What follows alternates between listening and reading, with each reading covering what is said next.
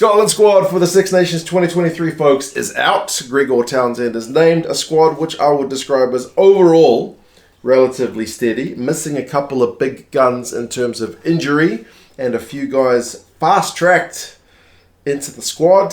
But yeah, we'll go through it. We'll go through the squad, the ins and outs, the fixtures list, and you guys can let us know your thoughts on how Scotland may go in the Six Nations. Is this the year where Scotland, grab a big scalp, not just bloody England. Get 3 or 4 wins, man. Push for a Six Nations. I swear you guys have got a pretty good team. Every year, I find myself shaking my head at one of the results in particular. Last year, it was the Wales game. Absolutely on the back of the England win. Needed to press on, and it didn't happen. And I was annoyed. Not even Scottish. I was annoyed at the kind of inconsistency there. We will see how things go in 2023. Ashman, Brown, Cherry and Turner, 4 hookers for the initial Scottish squad, which is a little bit more than normal. But you guys seem pretty well stacked with that depth. A lot of these guys are around the same age, in their kind of early 30s. You and Ashman is the only one who's a guy in his early 20s. So there's a bit of a, I don't want to say a risk in terms of kind of future-proofing the squad. Obviously, all Gregor Townsend is worried about is the here and now. And, you haven't even got McAnally there. And I think you guys are pretty well stacked. So it's not a position I would worry about for Scotland. Props, Bergen, Batty, Fagerson, Nell, Schoeman, Sebastian and Sutherland. I seem to remember a couple of these guys have had injury woes in recent times. Xander Fagerson, I believe, is one. I think Sutherland's back and playing now. After Worcester went under, he got a gig at Ulster, which is not a bad place to be playing rugby. I seem to remember Javin Sebastian didn't get any game time last year, but he's back in the mix. So I think overall, if Xander Fagerson can get fit, watch the old penalty count, then times will be happy in Scottish front row land. The locks are relatively stable, except for the inclusion of youngster Cameron Henderson, who plays his rugby at Leicester.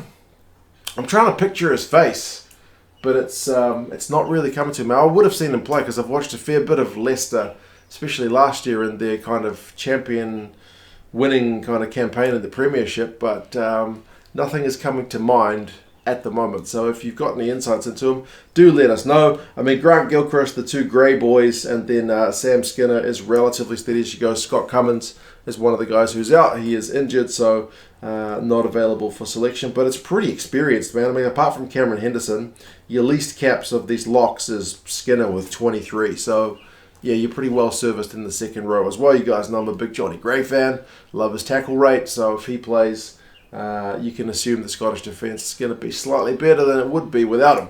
The back row, Bayliss, Christie, Crosby, Dempsey, Fagerson, Ritchie, who is captain, and Hamish Watson there as well. The initial name that struck me as being conspicuous in the absence was Rory Darge, but he's injured, so there's kind of nothing nefarious going on there. It makes absolute sense.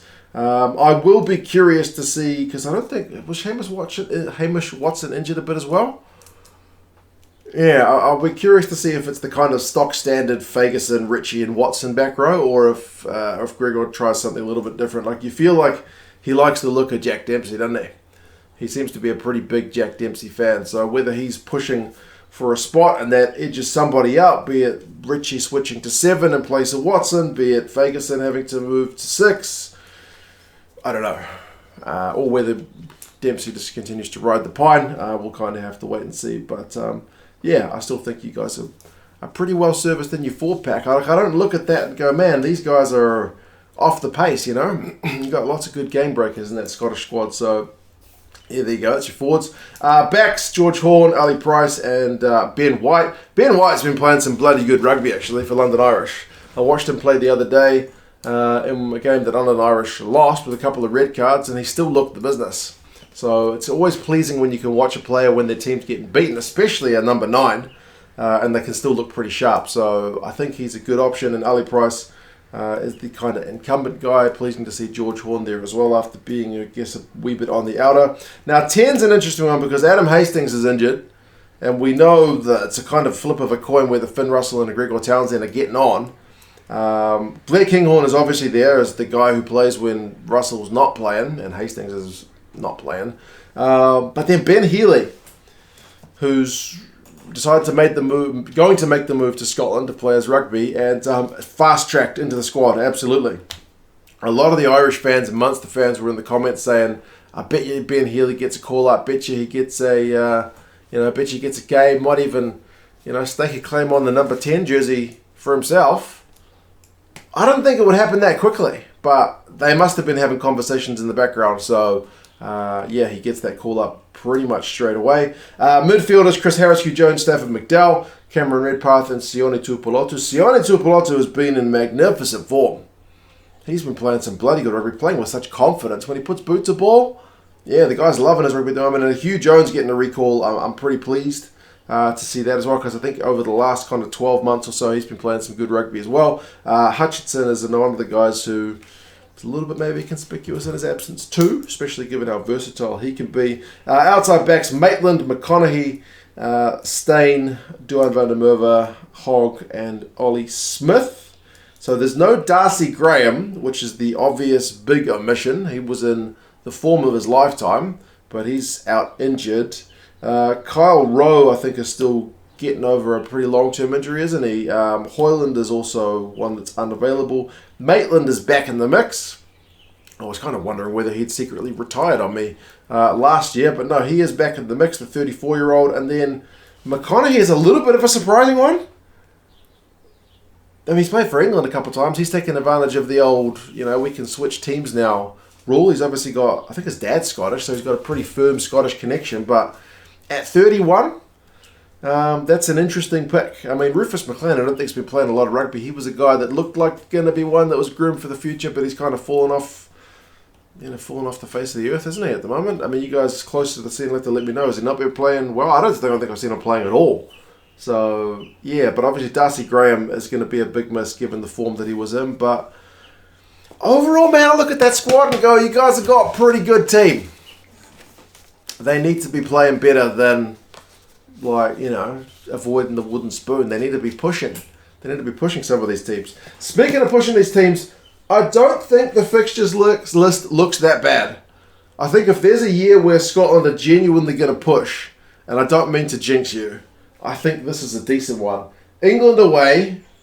You guys have got a stable coaching setup and a relatively stable squad, whereas they have just changed their coach. If there's a time to play England away, and Scotland always lifts against England, it's now. So you get England first. Catch them while they're still rusty and trying to figure out how they're going to play under Borthwick.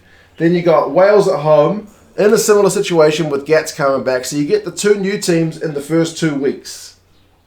Get that done. France away is a problem because that's going to be hard. But I seem to remember, didn't you guys beat the French away one year when, it was the Scottish game that stopped them from getting a Six Nations title?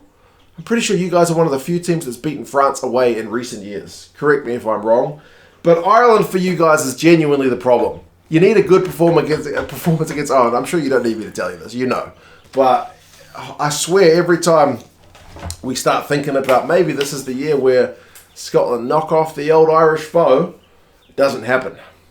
They've got a good record against the Scots in recent years. So I think for me, that's the game I'm really going to be looking at and going, you guys need to show up big time. So you got 3 home games. You should be able to beat Italy at home in that final one. If you can get 3 out of 4 wins in those first few, maybe I'm dreaming here. But if you can, you beat these 2 guys with their new coaches.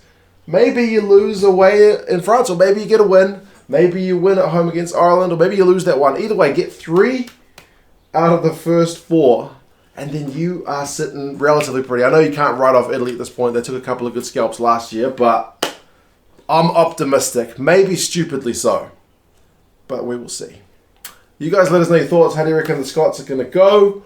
Who are you pleased to kind of see in? I think Sam Johnson's come back from injury, isn't he?